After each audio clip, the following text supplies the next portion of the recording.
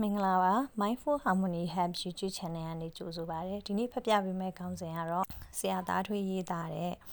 Positive Vibes ဆိုတဲ့စာအုပ်ထဲကခေါင်းစဉ်ကွဲတစ်ခုဖြစ်တဲ့ Overthinking ဆိုတဲ့အကြောင်းကိုဖတ်ပြပေးသွားမှာဖြစ်ပါတယ် Overthinking လူတွေဟာတခြားသူတွေနဲ့တင့်မြအောင်နေနိုင်လိမ့်မယ်ဒါပေမဲ့ကိုယ့်အတွေးနဲ့တော့အဆင်မပြေနိုင်ပါဘူးကိုမတက်နိုင်တဲ့အရာတွေကိုတွေးပူကြတယ်အရှိကိုကြိုတွေးပြီးစိုးရိမ်ကြတယ်အတွေးလွန်ခြင်းဟာအတော်လေးဆိုးရွားတဲ့အရာဆိုတာကိုတော့လူတိုင်းသိကြမှာပဲအတွေးလွန်ခြင်းဟာပျော်စရာတွေကိုဖျက်ဆီးစေတတ်တယ်စိတ်ဖိစီးမှုတွေဖြစ်စေတယ်လူတွေဟာတစ်နေ့ကိုတွေးပေါင်း1000ကနေ6000ထိတွေးနိုင်ကြပါတဲ့ဒါကြောင့်ကိုယ့်အတွေးကို positive thinking တွေဖြစ်ရန်အတွက် control လုပ်နိုင်ဖို့သိအရေးကြီးပါတယ်ဒါမှမဟုတ်ရင်တစ်နေ့လုံးဘယ်အရာကိုမှအကောင်းဆုံးဖြစ်အောင်လုပ်နိုင်တော့မှာမဟုတ်ပါဘူးခုနောက်ပိုင်း overthinking ဆိုတဲ့စကားကိုတော်တော်များများသုံးလာတာကိုတွေ့ရပါတယ်အတွေးလွန်ခြင်းဟာနေရာမရွေးအချိန်မရွေးအလွယ်တကူဖြစ်နိုင်ပြီးဒီအရာပေါ်မှာအချိန်အကြာကြီးပိတ်လှောင်နေတတ်ပါတယ်အလုပ်တစ်ခုကိုလုပ်နေရင်ကအခြားတစ်ရာကိုတွေးမိတာနဲ့ဒီအလုပ်ပေါ်အာရုံမစိုက်နိုင်တော့ပဲအတွေးထဲမျောသွားတတ်ပါတယ်အတွေးလွန်ခြင်းဟာစဝိုင်းပုံစံနဲ့ဆင်တူပြီးထွက်ပေါက်များရှာမရတာမျိုးလမ်းစာပြောက်တာမျိုးဖြစ်စေတတ်ပါတယ်အတွေးလွန်ခြင်း၃မျိုးရှိပါတယ်အပြူသဘောဆောင်တဲ့အတွေးစိတ်ကူးရင်အတွေးနဲ့အတွေးဆိုးစသဖြင့်ရှိပါတယ်ဥပမာကိုဟာအလုပ်တစ်ခုကိုလုပ်ဖို့တွေးတဲ့အခါဘယ်လိုလုပ်ရမလဲဘယ်ပုံစံဆိုရင်လူပိုကြိုက်မလဲဆိုတာကိုကြိုတွေးပြီးပြင်ဆင်တာကကောင်းပါတယ်ကိုတိုးတက်ဖို့ပိုကောင်းမှုစတဲ့အတွေးမျိုးတွေကတော့များများတွေးရပါမယ်ဒါကတော့ကောင်းကျိုးရှိတဲ့အပြုသဘောဆောင်တဲ့အတွေးပဲဖြစ်ပါတယ်စိတ်ကူးရင်အတွေးဆိုတာကတော့နေ့တိုင်းတွေးတတ်ကြလိမ့်မယ်သူနဲ့သာဆိုရင်ငါဘာကြီးဖြစ်သွားရင်ငါမှပတ်စံတွေအများကြီးရှိရင်စတာတွေပေါ့ဒီစိတ်ကူးရင်အတွေးမျိုးကအန္တရာယ်မများပေမဲ့အလုပ်တစ်ခုကိုအာရုံစိုက်နေချိန်မှာတော့မတွေးသင့်ပါဘူးဒါပေမဲ့ဒါကိုလုံးဝမတွေးတာမျိုးဖြစ်မလာတဲ့စိတ်ကူးတွေဆိုပြီးထင်သေးတာမျိုးတော့မလုပ်သင့်ပါဘူးဘာကြောင့်လဲဆိုရင်ကြီးမားတဲ့လှုပ်ဆောင်ချက်တွေဟာစိတ်ကူးရင်ခြင်းကနေစတင်လာကြတာမို့ပါပဲအားတဲ့အချိန်စိတ်ကူးကောင်းတွေကိုများများတွေးပါကျွန်တော်တို့အားလုံးဟာကိုယ်စိတ်ကူးလေးတွေနဲ့ယူသွနေကြတဲ့ dreamer တွေပါပဲတွေးပြီးရင်လက်တွေ့အကောင့်ထွဲဖော်နိုင်မှုကြိုးစားပါနောက်တစ်ခုကအတွေးဆိုးတွေပေါ့လူတွေပြောပြနေကြတဲ့ overthinking ဆိုတာဒီအတွေးဆိုးတွေကိုအဓိကပြောချင်ကြတာပဲဖြစ်ပါတယ်အတွေးဆိုးတွေကို overthinking ဖြစ်တယ်ဆိုတာကိုမတက်နိုင်တဲ့အရာကိုတွေးတာမျိုးပေါ့ဥပမာ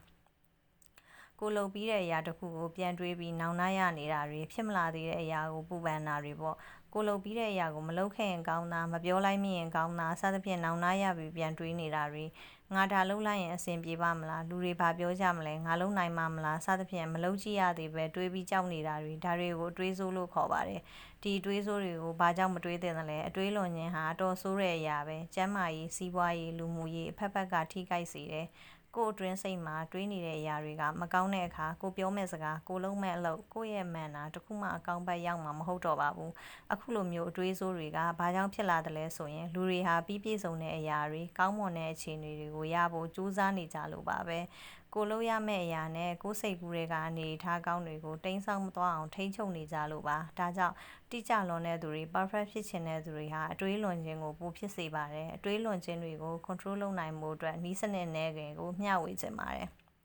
နံပါတ်1ချရေးပါစိတ်ပိုင်းဆိုင်ရာကုသခြင်းလုပ်တဲ့အခါချရေးခြင်းစနစ်ကိုတော်များများအကြံပြုကြတာတွေ့ရပါတယ်ကိုရောက်တဲ့နေရာကိုတွေးလွန်နေတဲ့အဖြစ်အပျက်အကြောင်းဒီတွေးကိုပြုပြင်နိုင်မယ့်အရာတွေကိုချရေးကြည့်ပါဥပမာဒါကငါလွှမ်းမိုးနိုင်မယ့်အရာလားဒါကိုငါပြုပြင်လို့ရလားတကယ်လို့မရခဲ့ရင်ရောစသဖြင့်ချရေးကြည့်ပါတွေးလိုက်တဲ့အချက်တစ်ခုချင်းစီတိုင်းအတွက်ဖြည့်ရှင်းနည်းတွေကတော့လည်းရလာပါလိမ့်မယ်အတွေးထဲမှာပဲထားပြီးပြဿနာတွေကိုစဉ်းစားတာထက်ဆိုင်ရင်ချရေးပြီးအဖြေထုတ်ကြည့်တာပိုထိရောက်ပါတယ်အလုပ်တစ်ခုကိုလှုပ်တဲ့မလှုပ်တဲ့ဆုံးဖြတ်ရခက်ချိန်တွေမှာလည်းလှုပ်လိုက်ရင်ဖြစ်လာမယ့်ကောင်းကျိုးနဲ့ဆိုးကျိုးကိုစာရွက်ပေါ်ချရေးထားပြီးအကန့်အခွဲထားကြည့်လိုက်ပါပြဿနာတစ်ခုကိုဖြေရှင်းတဲ့အခါမဖြစ်မနေချရေးတတ်တဲ့အကျင့်လေးလုပ်ပါ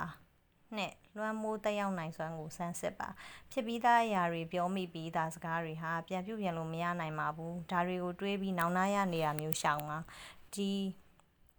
ဒီပေါ်ကိုကလွှမ်းမိုးတက်ရောက်နိုင်စွမ်းမရှိပါဘူးဒါကြောင့်မပြောခင်မလုပ်ခင်စဉ်းစားဖို့အကျင့်လေးလုပ်ပါပြီးရတာတွေပြီးပါစီတော့မဖြစ်လာသေးတဲ့အရာကိုမတွေးပါနဲ့ဖြစ်လာမှဖြေရှင်းလိုက်တာကပိုကောင်းပါတယ်အကောင်းဆုံးဖြစ်အောင်လုပ်ခဲ့ပေမဲ့တခါတလေမှထင်သလိုဖြစ်မလာတာတွေလည်းရှိတတ်ပါတယ်ဒီအခြေအနေတွေကိုလက်ခံဖို့အသင့်ဖြစ်နေအောင်သာနေထိုင်မှာကိုမထိန်ချုပ်နိုင်တဲ့အရာကိုမစိုးရိမ်ပါနဲ့ပင်ပန်းရပါတယ် နေရာတကာအလုံးစုံကွက်တီ perfect ဖြစ်ခြင်းစိတ်ကိုလျှော့သင့်သလောက်လျှော့ရပါမယ်နောက်တစ်ခုကချစ်ချင်းမြတ်တာနဲ့ပတ်သက်ပြီးတော့လည်းအတွေးလွန်တတ်ကြပါတယ်အထူးသဖြင့်လူငယ်တွေပေါ့အရင်လိုမနှွေးထွေးတော့ရင်အချိုးတွေပြောင်းလာရင်သူကဘာလို့လဲငါကဘာပြစ်လို့မိလို့လဲစတာတွေကိုအတွင်းလွန်ကြပါတယ်တကယ်တော့ဒါဟာတစ်ဖက်လူရဲ့စိတ်ဆန္ဒပါကိုမလွှမ်းမိုးနိုင်ပါဘူး relationship တစ်ခုဟာနှစ်ဖက်တီးမှမြည်မဲ့လက်ခုပ်ပါပဲနံပါတ်3အတွေးလွန်နေတာထက်လမ်းကြောင်းပြောင်းပြီးဖြေရှင်းကြည့်ပါကိုမတက်နိုင်မဲ့အရာကိုအရန်တွေးပြီးပမန်းနေတာထက်ပြဿနာကိုလမ်းကြောင်းပြောင်းပြီးပြင်ဆင်ကြည့်သင့်ပါတယ်ဥပမာကားလမ်းပိတ်ဆို့မှုကြောင့်ရုံးချိန်နောက်ကျနေတယ်ဖြစ်ချင်တော့မီတင်တက်ရမယ့်ရက်ဖြစ်နေတယ်ဒီချိန်မှာအချိန်မီရုံးမရောက်မှစိတ်ပူတယ်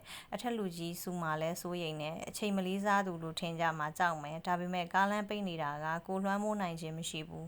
ဒီအခါမှာရုံးကိုဖုံးကြိုဆက်ပြီးလမ်းပိတ်နေသဖြင့်အနှဲငယ်နောက်ကျနိုင်ကြောင်းပြောပါဘာမှမပြောဘဲနောက်ကျမှရောက်သွားတာထက်စာရင်အခုလိုကြိုတင်ပြီး request လုပ်ထားတာကပိုကောင်းပါလိမ့်မယ်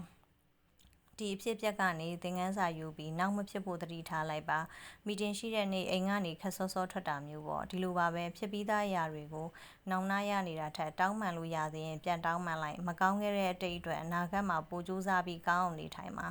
နံပါတ်4တရားထိုင်မှာ overthinking အတွက်အထီးရောက်ဆုံး handle လုပ်ခြင်းက meditate လုပ်ခြင်းပါပဲတရားထိုင်တဲ့အခါစိတ်အာရုံကိုဝင်လေထွက်လေတစ်ခုတည်းမှာသာ focus ထားရတဲ့အတွက်မကောင်းတဲ့အတွေးဆိုးတွေကိုတားဆီးပေးနိုင်တယ်လူဟာငြိမ်သက်နေတဲ့အခါစိတ်တွေဟာပြန့်လွင့်လွယ်ပါတယ်အဲ့ဒီအခါမျိုးမှာဒီဝင်လေထွက်လေဆိုတဲ့အာယုံစီကိုပြန်လဲရောက်ဖို့အတွက်ပြန်လဲဖမ်းဆုပ်ရပါတယ်တရားထိုင်တဲ့အခါအစာပိုင်းမှာအတွေးလွန်ခြင်းကဆိုးရွားနိုင်ပေမဲ့စိတ်တွေလွင့်သွားလိုက်သတိနဲ့ပြန်ဆွဲကပ်လိုက်လုပ်တဲ့အခါအခြေအနေတွေပိုကောင်းလာပါလိမ့်မယ်အတွေးလွန်ခြင်းကိုပို၍ control လုပ်နိုင်ပါလိမ့်မယ်အတွေးလွန်ရခြင်းအကြောင်းမှာတဦးနဲ့တဦးဟာကိစ္စရပ်ချင်းမတူညီနိုင်ပေမဲ့ဖြစ်လာတဲ့ဘေးထွက်ဆိုးကျိုးတွေဟာအတူတူပါပဲအေးအေးပြတ်လာမယ်ပျော်စရာတွေနဲလာမယ်လူတွေနဲ့ကင်းကွာပြီးတယောက်တည်းနေကျင်လာမယ်စိတ်သက်ကြမယ်စသဖြင့်အခြားသောကျန်းမာရေးထိခိုက်ခြင်းတွေဖြစ်စေတတ်ပါတယ်ဒါကြောင့်အတွေးလွန်ခြင်းအခြင်းကိုအတက်နိုင်ဆုံးကုသနိုင်ဖို့ကြိုးစားပါ